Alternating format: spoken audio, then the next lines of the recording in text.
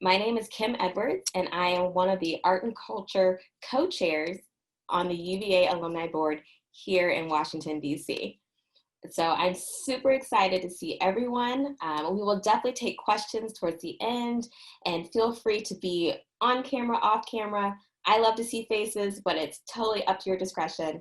I just want to welcome you and thank you. So we are here tonight to hear from a drama lecturer, Priyanka Shetty. She's received her MFA in acting from UVA. And prior to her time in Virginia, she ran her own theater and cohort in India. And she directed, she produced, she worked with other people in order to create different plays and musicals.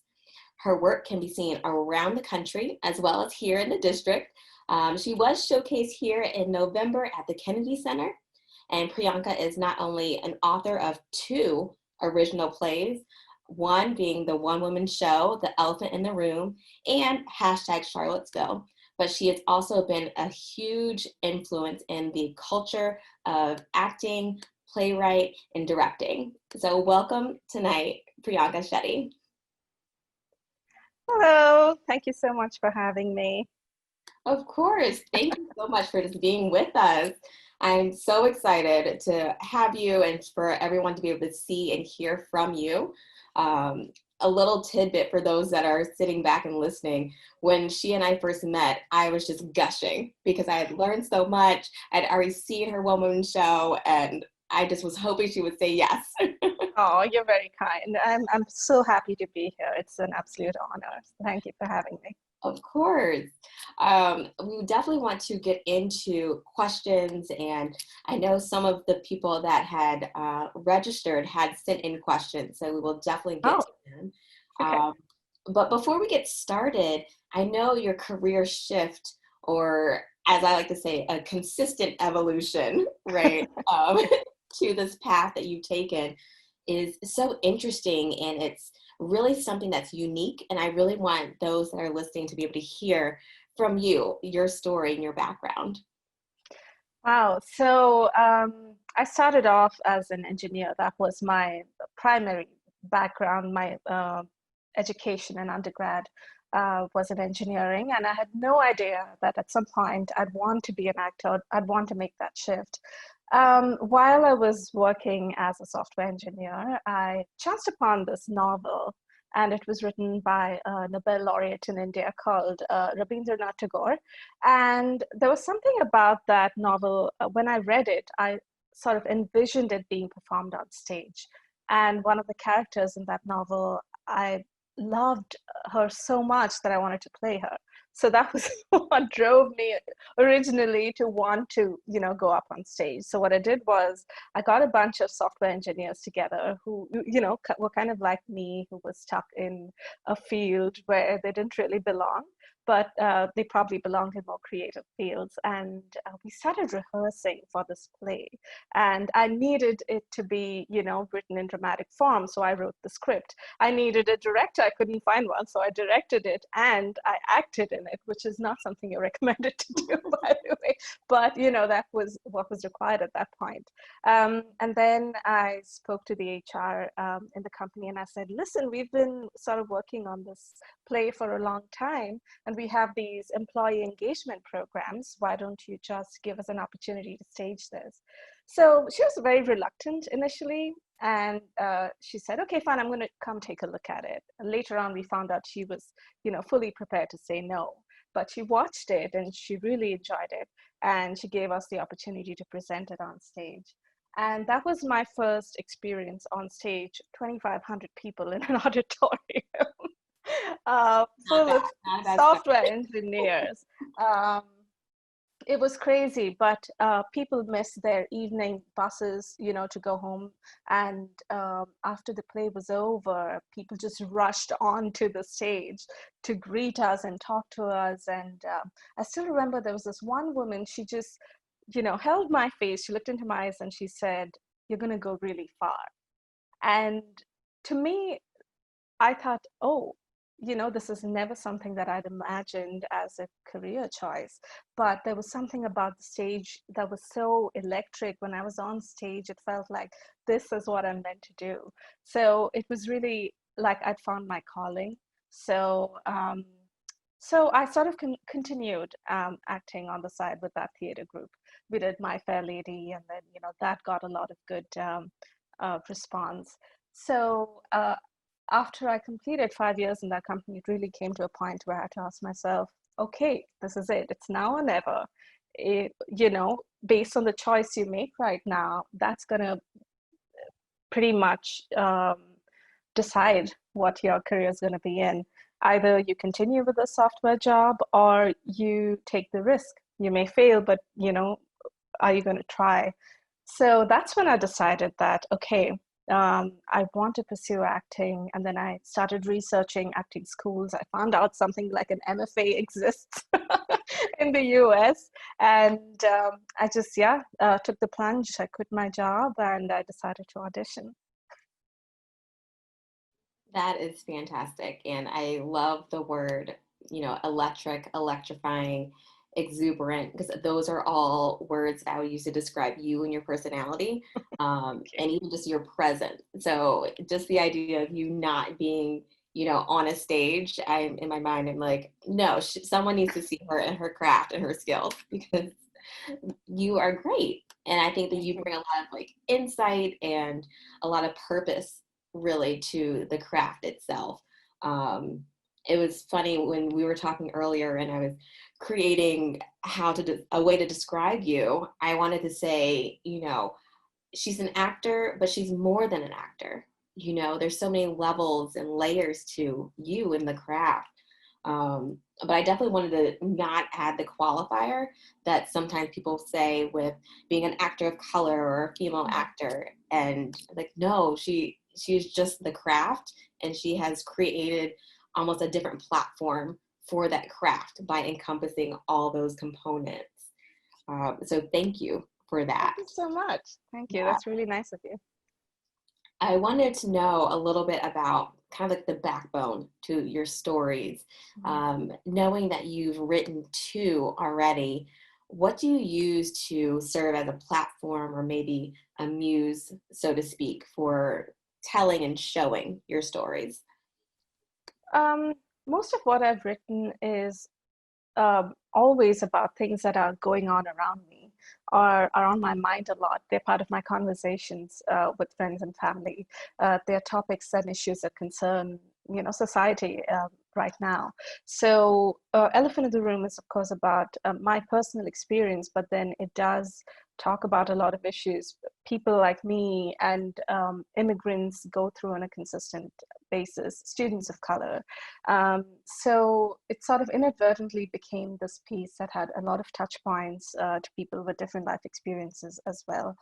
With hashtag Charlottesville, it's about the events of August 11th and 12th, 2017, and, the Unite the Right rally that happened in the city. And that happened around the time that I was still in school at that point. I wasn't in the city when it happened, but it was on my mind a lot. And, a lot of people I knew in the community were present, on those 2 days. They were, around the same time, Moises Kaufman paid a visit to UVA. He was invited as a guest. And I remember he was talking about the Laramie Project. And I knew I wanted to write about what happened in Charlottesville. I just didn't know what was the right way to approach it because I still felt like I didn't have the authority to write about it. Because one, I wasn't there, and 2, it wasn't my lived experience. So when he spoke about how his company went to Wyoming, Laramie, Wyoming, and they interviewed people, and it was theater that was constructed from their words and was verbatim, that just struck a chord with me. And I felt that that is the ideal way to approach this, because the people whose voices need to be heard, I need to talk to them, I need to interview them, I need to see if we can create a piece, because the community was still, in the process of healing. And it's almost like people weren't talking about it, or were not acknowledging it, or So I felt that the more I spoke to them and had these interviews, I felt that there was a need to bring this all together in one piece, and that's what led to hashtag Charlottesville.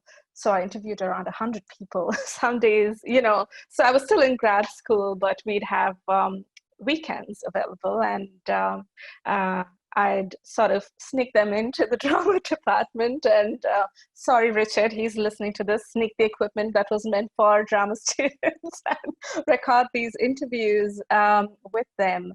And it was just days and days of listening to them and speaking with them. And it was almost like when I was in that room with them, I was transported to the events of August as if I was there. And on days where I had like 9 interviews back to back, it was hard for me as well, listening to how traumatic that was for them, because we're empathetic as human beings and we kind of share in that pain. So at that point, it almost became like a responsibility that, okay, now that I know this has to become something that can be healing for the community, right? So that's how I wrote hashtag Charlottesville. I devised it with a group of actors, and it became an ensemble show. So to answer your question, both of the plays that I've written had to deal with something that was going on in my life, but also had a larger message and that needed to be talked about. Yeah. Mm-hmm. I think that's so needed, right? Because we have, to use your words, that responsibility, right? In order to not only speak to the truth, whether in your case you're physically present or not, but share that truth and share the voices and the experiences of people that may not have their voices heard or may not have that same platform, right? And you were able to not only give that platform, but create it in a way that really reaches out to people that may not read articles or may not listen to a podcast, so to speak. So that sense of creativity, but also that social need and social justice and advocacy work, I think is kind of what I view hashtag Charlottesville. I wanted to speak to a little bit of the elephant in the room. And you mentioned that it is something that has come from your experience, which I love the authenticity and the emotion behind that. With that, how did you somewhat balance and also combat fitting into certain stereotypes that people may assume or may, we'll say may assume, and I'll let you answer that question before I ask my next one. Well, it actually stemmed from it. It initially wasn't meant to be a piece that would become so dark and address topics that are so serious. Because when I first wrote it, it was almost like a tongue-in-cheek speech that I wrote for voice class. We were asked to come up with a speech of passionate concern. And again, obviously I wrote about things that I spoke about the most with my friends and family, which was how amusing it was to me, these stereotypical opinions and ideas that people have in America about people from India. And it started off as something really non-serious that I sort of let it slide off my back. I would laugh at it and, wouldn't think too much of it until I realized there came a point after I'd already presented that speech in class and, later on during my time in grad school when I realized these little microaggressions, what they really were, sort of added up over time and resulted in something, not so nice in my life. So, and I could sort of connect the dots and see how it all happened. And I was able to unpack it from my own experience that, oh, these little things that struck as slightly odd to me were actually different manifestations of this larger problem. So So that's the reason I decided to write The Elephant in the Room, and that's how I address stereotypes even in the play. It starts off as really humorous, and the audience is laughing with me, and until at one point they realize, oh, this is not funny, and they have to catch themselves in that moment too. Yes, that was going to be my second question. I felt as though you were going to speak to it anyway. The microaggressions, right? Mm-hmm. That in any culture, they are funny, they are subtle at times, but I think that the way you um, unveiled, I'll say, some of those microaggressions as you progressed, I myself was like, oh, she's going to go much deeper into this. I feel it happening, which is important, right? Yeah. You bring it to light in a way that is realistic and people can relate and say, oh, I've heard someone say that, or I've seen that before. Now I'm thinking twice about it. So you bring sort of a educational piece to your work. And I wonder, when you're writing and creating these stories and plays, how much of it is something that's interesting, that is entertaining, so to speak, Mm-hmm. versus somewhat of an ulterior motive of, you want this to be discussed, you want this viewpoint to be Yeah. considered. That's a great question because, a lot of times family members and, family friends tell me, okay, that's great. Now write something entertaining. That's, just pure entertainment. I just can't. I don't know. There's some part of me, I have something to say, and I find a humorous way, I've realized that with plays that you have to sort of coax the audience into a place where they're in a position to listen. Because if I start off my play with the last scene, it's not going to work, right? So we really need to take that journey together and sort of get on the same page before we are ready to have that discussion. And I love, I'd love to write something that's entertaining, but I want to see if I can do that in these pieces. Um, with Elephant, I think there are sections that are the audience really enjoys, but at the same time, it's not just entertainment for the sake of it. There is a reason why we're all gathered there, and this immense power, in theater, where it's such an amazing connection you can establish, especially with a solo show in an intimate setting. The audience is with you; they are sort of rooting for you, and it's this. And I'm going to bring that word again. It's electric, and it's like a live wire, So what better place to have these discussions? They're so open and receptive, and they can leave home asking themselves all of these questions, because I don't expect to change anyone's perspective. I just want to leave them with the right questions. That's the beauty of theater. You may not transform someone overnight, and that's not our job to do so either. It's just about looking at our world from a different perspective, and maybe some 5 months or along the line, or maybe 20 years later, you'll have this, oh, so that's what this is. You'll connect the dots, and it's that process of discovery, and I enjoy being a part of that.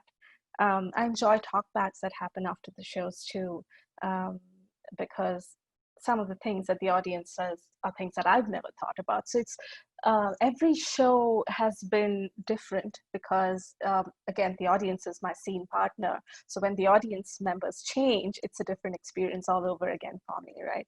So it's been really, really amazing exploring that, and I'm learning so much too. So yeah. Yeah, and I think part of what you said leads into another question, thinking about the monologue itself and knowing that you are somewhat speaking to, but also defying some stereotypes in a way. You are bringing exposure to something that may be different or may be viewed in a different light, and a representation of women of color that are not only being showcased, but you are the key person, you are the key actor. You've also directed and written it.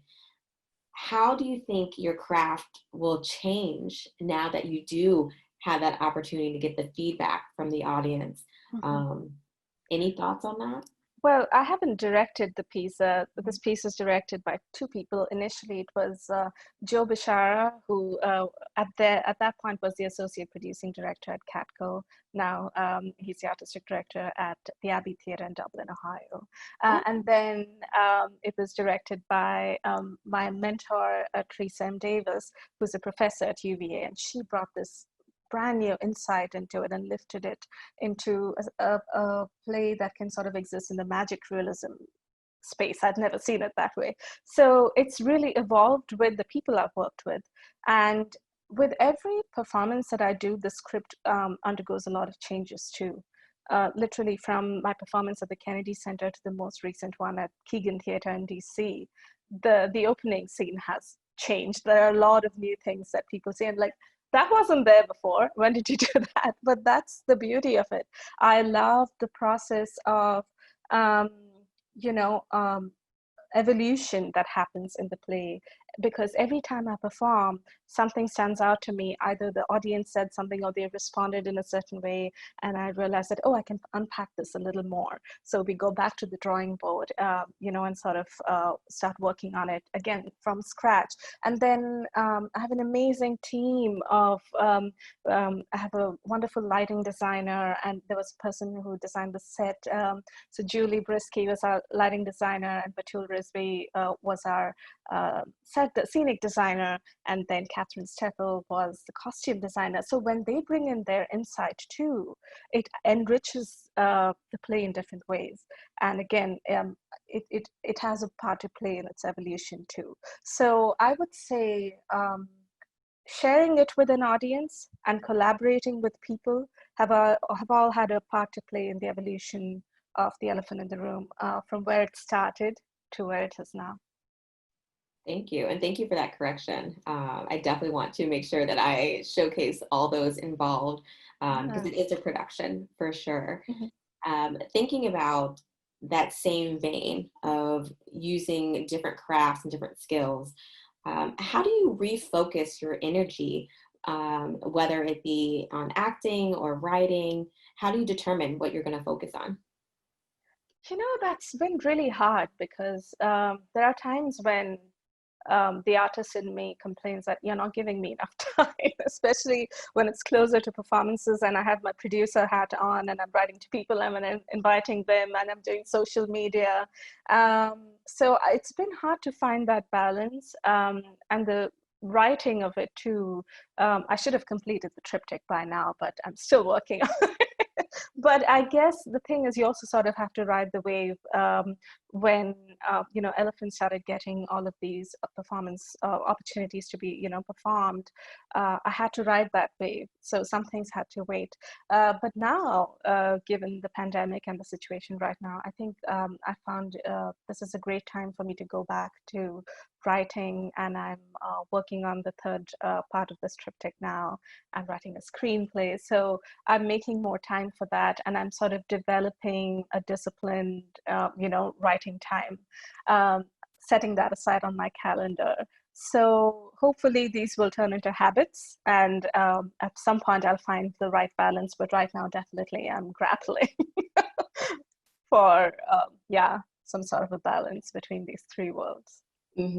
That's so true. I think about writing in particular, and I know we have an array of individuals here with us tonight.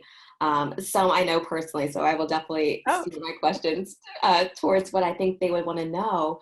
And we do have some writers, so I'm wondering, well, one question is, what is something that you would tell a writer not to do, or a mistake that you think young novice writers typically make on like their first draft? I teach a workshop for solo playwriting. So this is something that comes up a lot, is when they want to give too many stage directions. And more often than not, they're trying to do the work for the lighting and the set designer, because they're putting every possible detail of how exactly they want the stage to look. But I usually encourage people to leave room for them to have some sort of a creative say and input in it, to put some details, but also leave room for interpretation and for them to bring in their unique ideas and creativity into it. So I guess that would be it. And I believe that. Um, Question, typically, how many revisions are there from beginning to end? As far as day one, you have your idea, you've determined your characters, your setting, and the day that you're performing for the first time. It depends. I'm a little crazy. I'm editing my script the day before the performance too. That's because I'm also working with a director who expects that kind of flexibility from me. And I find that really helpful, but for some other performers, they may want to have something really, really solid, at least a week before they're performing. So I don't know if there's an ideal number, but for me, there are at least 9 to 10 revisions every time there's a performance lined up, because when we're in the rehearsal room, we make a lot of discoveries and those need to be put in, and we're always tweaking and changing things. Yeah. But I don't know, I may just be crazy. No, definitely not. Definitely not. I had no anticipation of what number you were going to say. So I'm thinking about kind of going back to your shift and your transition, the evolution, we'll say, to where you are now. And I know we have some people that are currently in a career that they may like, maybe not love, or maybe it doesn't speak to their soul. What type of advice would you give them as far as maybe pursuing acting or playwriting, especially for those that maybe need to get another degree? Do Mm. you have any thoughts or recommendations about that? Yeah, I would encourage them to start somewhere. They don't have to sort of give up their job immediately and then, jump into it. But I would recommend doing maybe something similar to what I did, where you are pursuing it on the side. And then if you feel that impulse, if you feel that this is my calling and I really can make a career out of this, this is something that really speaks to me, then, when you reach that point, maybe make that switch.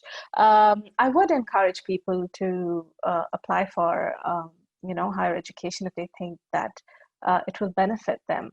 But not everyone needs it. Not everyone needs to get an MFA in acting. I felt I needed it because my undergraduate degree was in, computer science. So I thought I'd feel a little better if I have some formal training in it. But there are a lot of classes and workshops available.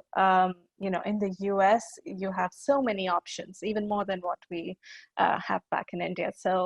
Um, so only if they think that they'll benefit from getting a formal degree. Mhm. I also wanted to teach, so an MFA made sense to me that Yeah. this is something that I should do. But if people don't want to do that, then maybe there are other ways that they can hone their craft. One thing I would encourage them to do is every day do something towards your craft. Because it's definitely something that needs to be nurtured. It's like growing a plant, right? You have to take care of it and, feed it something every day, water it.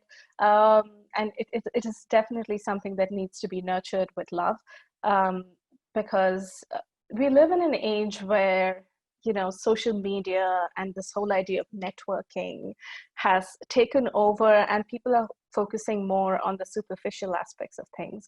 I do understand the importance of that, and there are times when I need to focus on that too. Like when I have shows coming up, I do use social media, but it tends to take up a lot of your time, and especially if people who are trying to become influencers or whatever it is, trying to get a lot of following. That time, if you're dedicated to your craft, then there's no way that the world can ignore your talent, because if you put that kind of work into it and effort into it, you are going to become really skilled. And that at some point, so I always say that luck is when, opportunity meets preparation, right? So I believe in that. So if you're not prepared, even if you meet a celebrity from Hollywood, I don't know, you won't be prepared to make use of that opportunity because you haven't spent that time on your craft. So that would be my advice to everyone, to every day spend some time honing your craft. Thank you for that. I definitely will use that segue to open it up to the floor, so to speak. If anyone has any questions, definitely message me. I will get through as many as possible. Ask your questions because I will keep going. I still have all these things going on in my mind. For specifically women of color, I think that is something that's very unique to the craft, especially as a writer. And do you have any advice that might be different for those individuals than you do for the general person? Um, I think my advice would be to step into our power more, uh, because I've noticed how we're constantly said in different ways that we don't belong, or you're not welcome here, and it may not always be stated, but it's implied.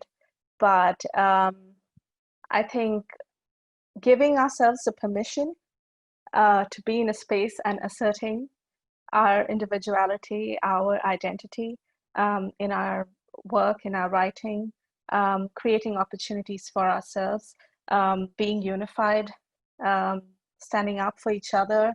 Um, there is a responsibility we have towards ourselves and towards each other, to uplift ourselves and uplift each other, that I would add on to what advice I already gave, because we are doing that. And I'm really happy to see um, there is a new sort of, we've given ourselves that permission now, and we're seeing so many uh, talented and promising actors, playwright, creative individuals who are really stepping into their power now more than ever before. And I want us to continue doing that, and I want us to continue creating opportunities for each other, because when we write, when we create something new, we are creating roles, people who look and sound like us. Yes, yes, for sure. And I definitely will put your information at the end, but I recommend everyone seeing your work because I think it speaks to anyone really, whether you are of color or not, whether you are male or female. There's something for everyone in your pieces. Um, and thinking about something for everyone and how things have shifted, both politically, socially, economically, has that impacted or even just affected in some way your writing? And if not writing, then in your performing? Yeah, it has a direct impact, because I'm going to give you an example of the third play that I'm writing right now. It's called The Wall, and it's about the immigrant experience from three angles. It's about the communal, um, sort of differences that have existed between Hindus and Muslims and the conflict in India. It's about Brexit in the UK. It's about the immigrant experience in America and detention centers. So all of these things are what's happening around us, and I'm tying it back to its roots in colonization, about how history has had an effect, um, or history continues to have a role to play in what we're dealing with today. So I would say yes, what's happening socially, politically has a direct impact on at least what I'm creating. And yes, I do think it has a role to play even in how we are artist activists now, right? We are healing through our art. So it does play a role in how we are using our craft to contribute to society as well. Hmm. And artists, activists, I am coining that word for you because I think that really captures what it is now. The craft is a part of the movement now, for ever changing and evolving place for everyone, really. And I have to ask on the behalf of Gwendolyn, actually, who wants to know, how is it that you are able to maintain your same level of energy and compassion and just, once again, we're going to keep using that word, electrifying spirit within you, even when I can imagine you're stressed or frazzled, playing all these hats and all these roles.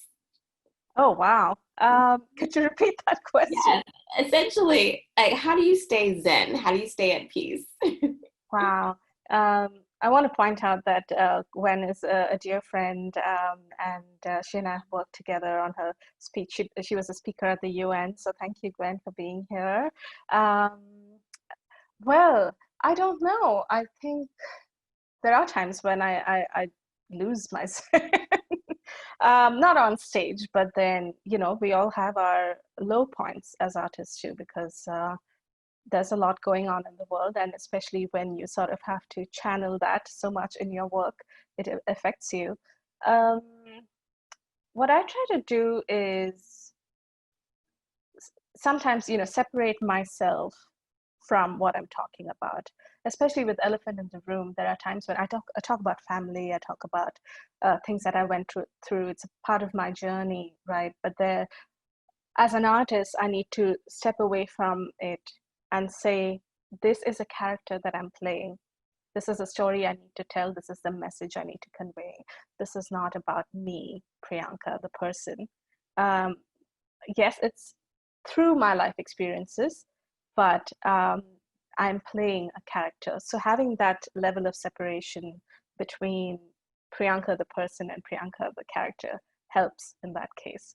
But at other times when life generally gets you down, I don't know, I make time for taking care of myself mentally as well. I journal a lot. That helps me. I go sit with my plants. I talk to them sometimes. I watch my favorite shows, but always taking that downtime and making sure that you're doing okay, so that then when the time comes, you can be that channel, for all of these important messages that you have to tell the world, without sort of crumbling under the pressure of it all. It's hard though. There are times when I hit a low point, but yeah, I have my ways of, my family always tells me this: you always have control on your environment. So if you're feeling low, just, I don't know, light a candle, do something, take a walk. You can change your environment to uplift your mood. So I take that very seriously, and I incorporate that in my life. Yes, and thank you for that. I literally was hoping everyone heard. She said meditate, she said journal, she said light a candle to be able to mirror this energy. It's fantastic. Along with this energy and the flow, I'll ask a little later because I know that you have some things coming up. But as things open, and by things I mean theaters, companies, plays, venues, Mhm. really, have you thought about really diving deeper into these one person or one woman shows, as they'll likely be in high demand? Yeah, I'm really, I didn't intend for this to be a career option for me, because I always envisioned myself, auditioning and for films and plays and all of that. But there's something really drawing me to this whole solo performance.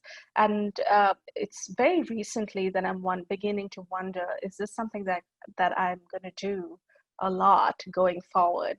Because, even I'm looking into like other types of solo performances too, like stand up, because there's an element of stand up in the Elephant in the Room, and somebody mentioned in a talk back, you really need to write some stand up material. That never occurred to me, but I want to explore it now, because you have that agency. Solo performance gives you that agency, and you have control over where your career is going.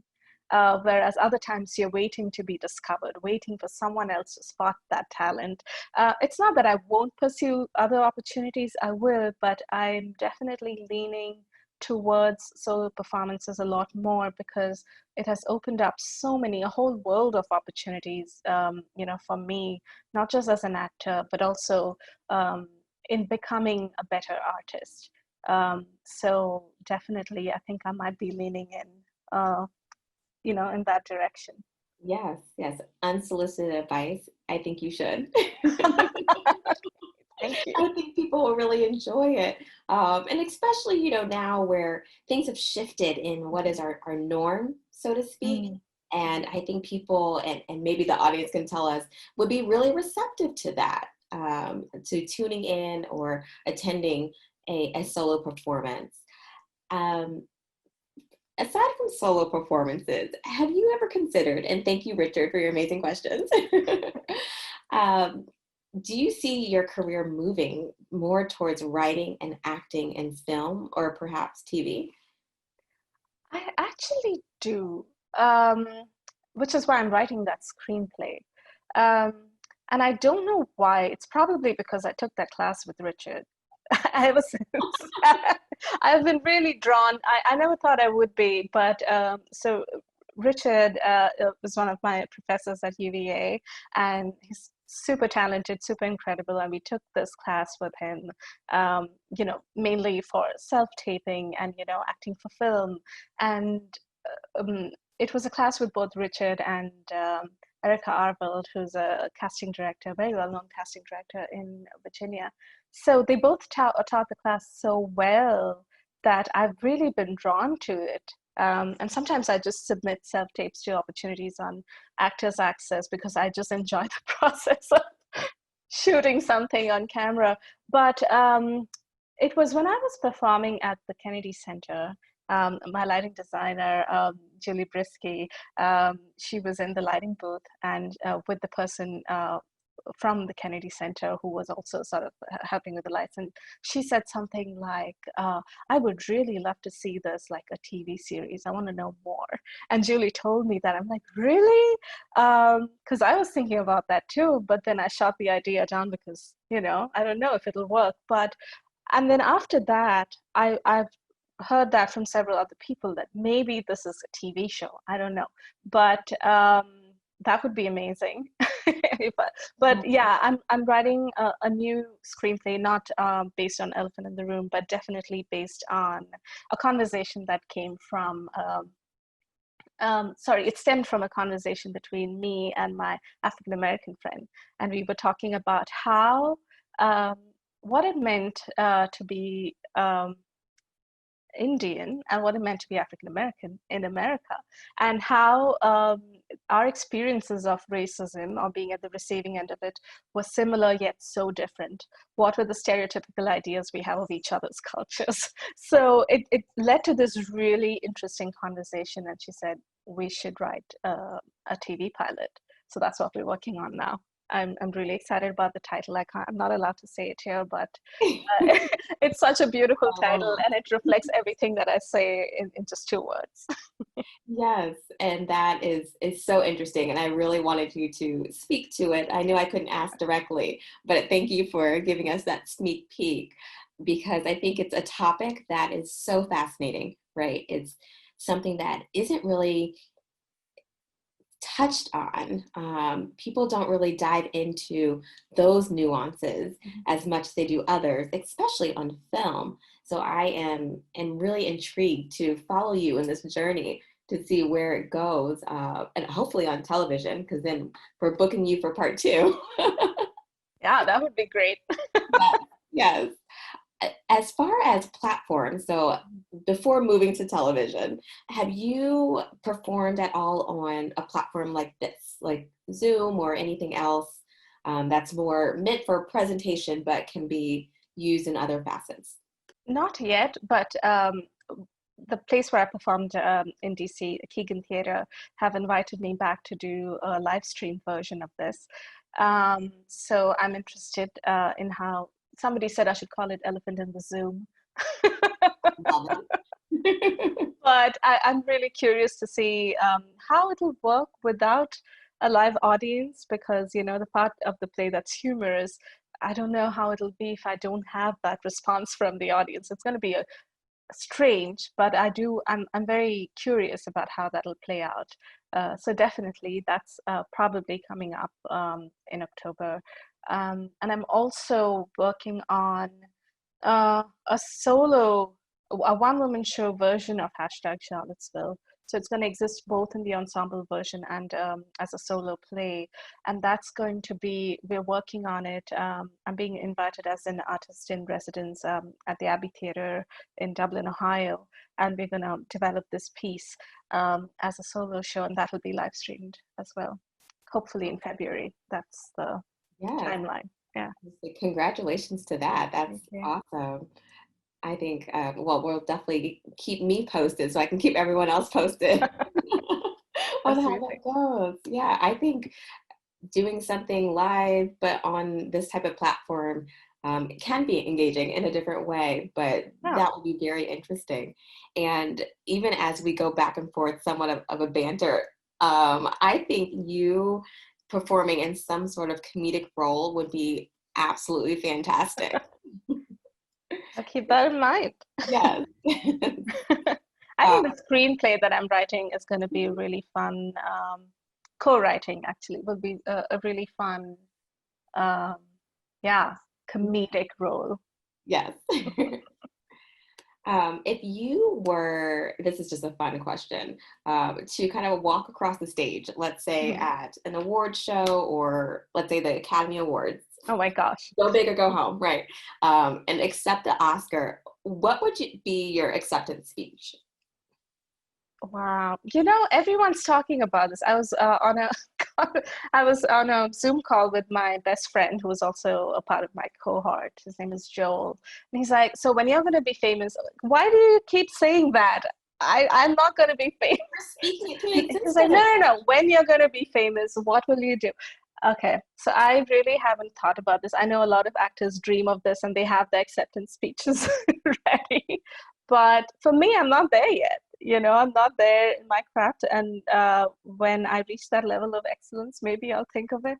But I guess I'm going to thank all the people who've had a role to play in my journey, because it's really built on relationships that you build with your collaborators and people who teach you and have a role to play in your growth.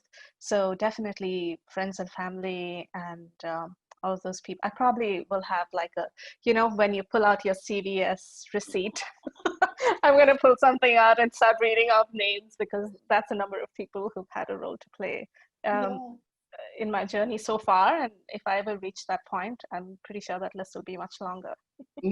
For sure. They'll start playing the piano music and you'll keep going. It'll be great. You'll have to drag me off stage. That is so true. Well, thank you for that. That is a authentic and real response. And just understanding you and feeling your energy, I do think that you would be so thankful and really appreciate and uplift any and everyone that has really helped you through that journey. So I think for me, from them, they would really appreciate that. So we hope to see you in that role. Have you ever considered spending some of your career sharing your artistry in India, going back? Yeah, you know, I really hope someone does it before me, but I want to, at some point, start an MFA program or something to that effect at a university in India, because not everyone has the privilege of, you know, traveling all over, you know, to other parts of the world and sign up for these amazing courses. So yeah, I want education in the arts to be more accessible there. There is some of it there already, and India has amazing actors and an amazing theater scene, and it's all, you know, raw talent. They haven't had access to, you know, all of these workshops and like how kids can go to summer camp, and all of that is quite rare in India. Maybe now it's changed, but I didn't have access to all of that growing up. So definitely create some sort of a program, maybe an acting school where people can get good training, so that you know, they can so that there can be a more formal way of making, like right now how it works is you need to have some crazy connections, in Bollywood, and then suddenly you make it, and there's no climbing the ladder and getting there. It's all a huge stroke of luck. So some sort of a formal way of making their way into the industry would be nice. And I want to have a role to play in that at some point. I think so. And that really, I was going to ask your somewhat 5 to 10 year plan, but I suspect that's a part of it. It is really helping create that path. Yeah, and I also want to be at a place where I can offer that, right? I still think I'm in my process of learning myself. So when I feel that I'm at a place where I can give back, where I have developed and honed my craft to a point where I can offer it to others, that's when I'll probably do that. Well, I'm sure that we appreciate that, and those that are in India definitely appreciate that. And we are recording this, so hopefully those that are in India can watch it later. Yes, it's probably 4 a.m. right now in India. I did look that up for you. Well, I definitely want to respect the time that you have given us and just really blessed us with this evening. And for those that are watching and listening, I hope that you were able to just enjoy and appreciate you, Priyanka, and your energy. Once again, your craft, it's phenomenal. Thank you. From computer science to acting, from long hair to I love this short look you've got going on. Thank you so much. Yeah. Is there anything that's a last word or a thought that you want to share with the group tonight? Wow. I see two of my students just tuned in. Feel free to talk them out. Oh my gosh. Wow. I just want to thank you all for being here. I don't know. So you've set aside time during your day where you could have been doing anything else, but here you are with me having this conversation, and you stayed for the whole thing. Wow. But I'm so grateful for that, and I'm so grateful you're here, because this is what keeps us going. So thank you for this support. It means a lot to me, and it definitely has a role to play in my journey moving forward. So thank you. Thank you so much. And on that same vein, I will use your word, and grateful is definitely how I would explain and use to really just uplift and edify you. Definitely the representation is not only needed, but it's appreciated, and in such a authentic and approachable way.